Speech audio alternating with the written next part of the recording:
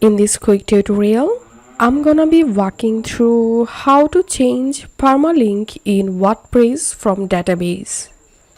Follow this easy and step-by-step guide to do it. First of all, log into your cPanel and open File Manager.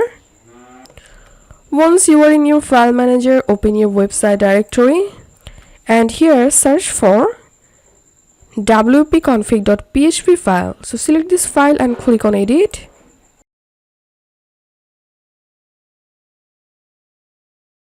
And now here you have to note your WordPress website database name. So my database name is this one.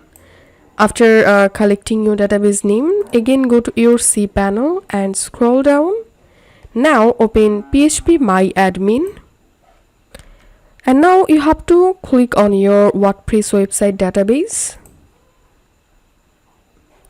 And here scroll down and search for underscore options. So you have to click on underscore options. And here you will get site URL and home URL. So click on edit next to site URL.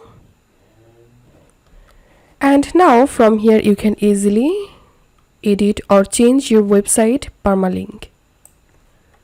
After changing, make sure to click on Go to save changes.